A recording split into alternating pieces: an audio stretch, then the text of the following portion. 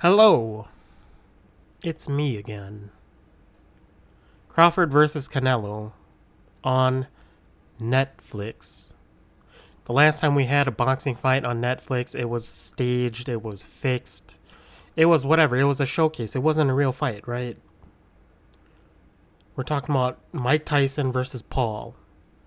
And on the undercard of that was Mario Barrios versus Rico Ramos, which they fought for a draw in a very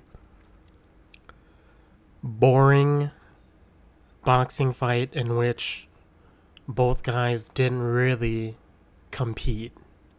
Some people said it was competitive and close, but both guys looked like they weren't really trying to win over one another. Looking at Canelo versus Crawford, I don't know who's on the undercard. It's probably going to be a staged fight, in my opinion. A staged, fixed, rigged, whatever you want to call it. Canelo's going to win. Canelo's going to win easy. I'm not going to... Hold on. Right, so what I'm doing is I'm giving a prediction on the judges' scorecards versus actual competition. The judges' scorecard will have Canelo up probably something like 7-5, 8-4, and it'll be something like a split decision. Okay, because Netflix is all for show. Right, Crawford's looking heavy. He's looking slow as fuck.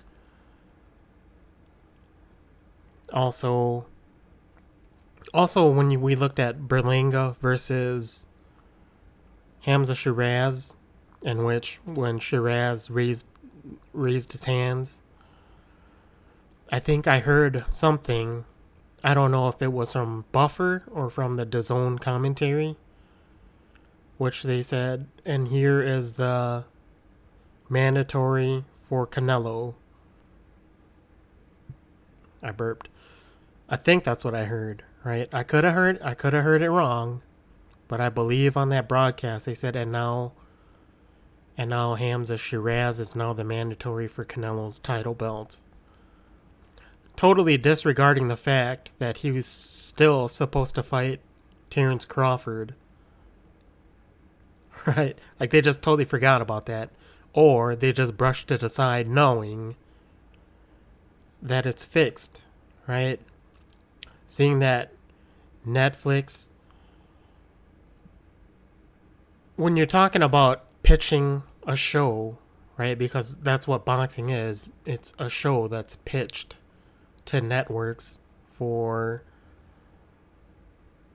episodes and series and seasons and whatever it is, right? You can just look at Amazon and Premier Boxing Champions, where they have everything cataloged into seasons and episodes with 0 fights on it. If you have Amazon Prime, right, you can go and watch, you can go and look it up, but there won't be any fights on their series, their seasons, and their episodes.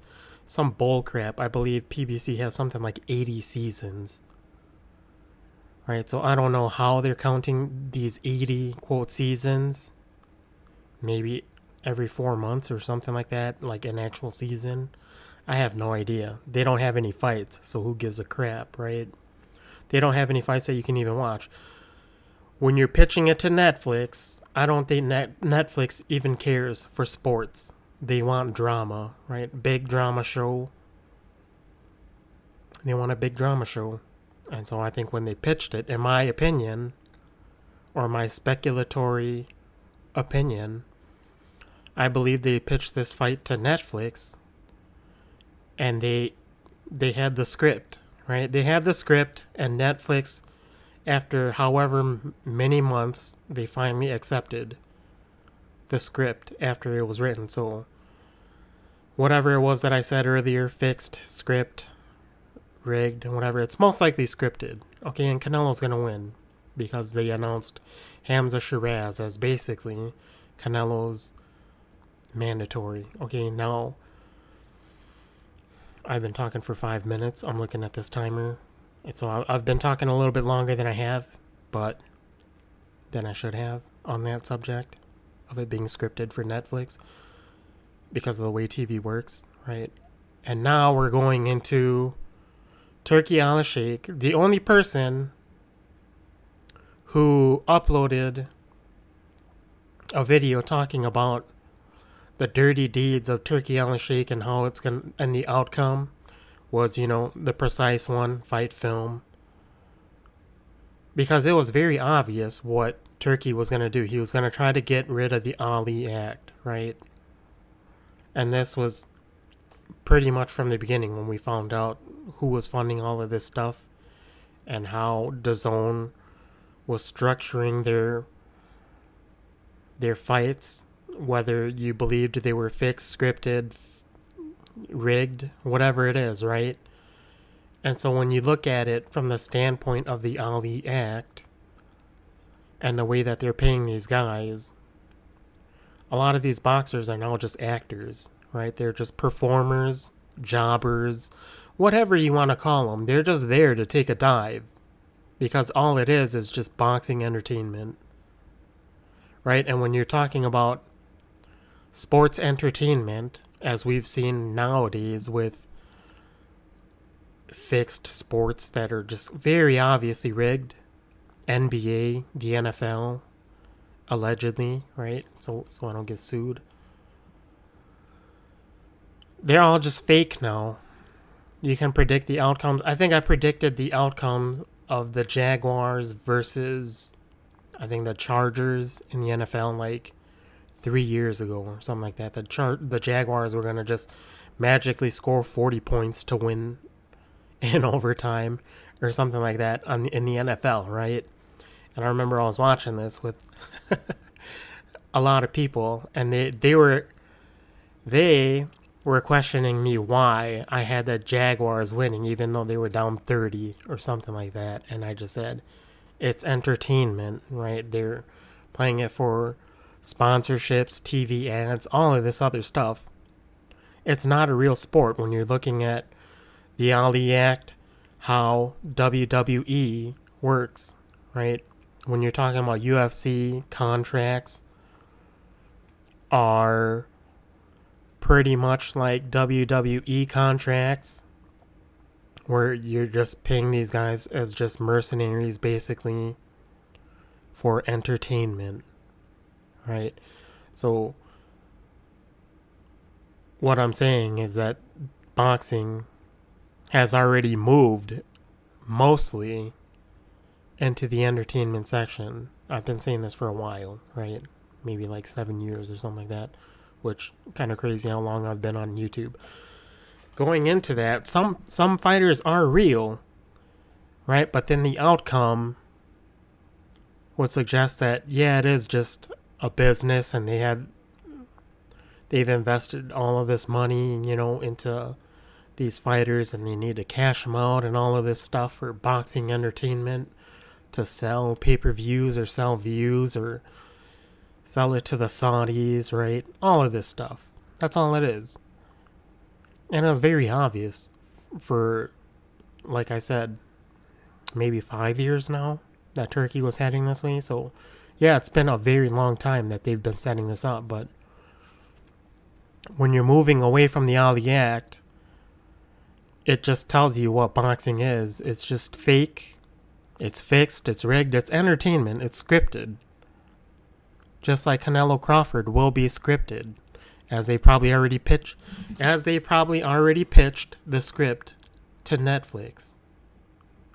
Yeah. So I mean, when you're looking at Turkey Al Sheikh just in general, his favorite fighter was very obviously Anthony Joshua. He wanted to see Anthony Joshua, quote, beat all of these guys, whether it was just, fixed, rigged, scripted, whatever it was, right? The other guy was there to take a dive. As many of us speculated about Anthony Joshua's opponents. Whether or not Anthony Joshua was in on it, who knows, right? But you can't tell that to the promoters. Okay, so now you're getting rid of the promoters or whatever. It's Right. I lost my train of thought. But going back to the Anthony Joshua thing, right? You saw all the fights. He paid for all the fights that he wanted to see.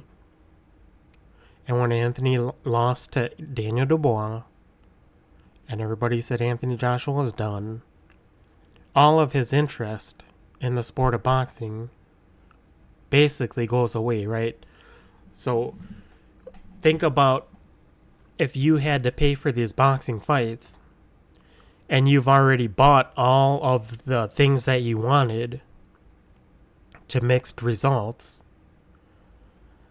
Now there's nothing that you want to see, right? But you're so heavily invested,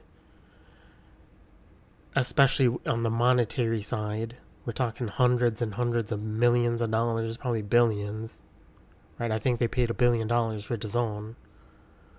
Now you got to build a product, okay? I've been kind of hinting at this some of my previous videos, right? Because where do you go when there's no fights you want to see? Now you have to build up some of these guys again to sell mega fights. And when that happens, you get a lot of fraudulent fighters, right? Who won't fight real fights, and you get opponents that are willing to just take the dive because the money is just too good. You know? And in the end, it just becomes boxing entertainment. That's all it is. Which is why there's no need for the Ali Act when it comes to the Saudis, DAZN, which I think DAZN has become something much like HBO back 20 years ago when they gave Oscar De La Hoya the big deal, right? And so Oscar was able to put the money to bring all of the promoters together to make the fights happen. Okay? So Oscar back then was legit, but 10 years later he was fraudulent, you know? Turned evil, or whatever you want to call it. And so you have DAZN, they have control of Matchroom, they have control of Queensberry, they have control of Top Rank. They don't have PBC, ironically, right? They don't have Al Heyman, ironically. And ironically, Al Heyman, with Amazon, has actually been putting semi-competitive... I went a little too far on that one, right? They're still doing their crap that they're doing.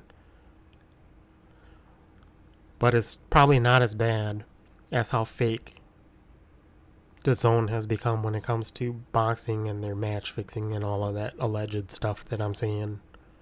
I'm saying allegedly, so don't sue me, right? All speculatory, but based on just, you know, money, basically.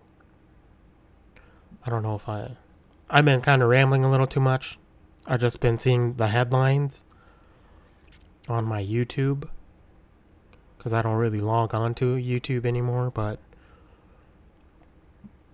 I don't really watch. My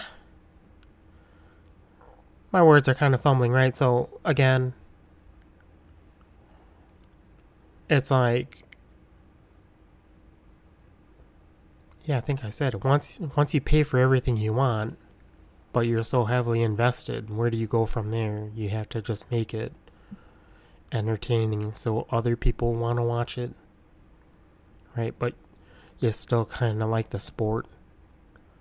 I'm talking about if you were the controller of all of this money and you've, you know, exhausted all the entertainment that you've personally wanted to see, which, you know, Canelo Crawford is one of those fights that honestly I don't think most boxing fans wanted to see until it was announced like 2 years ago, whatever it was, which took, you know, they had to write the script, took them 2 years.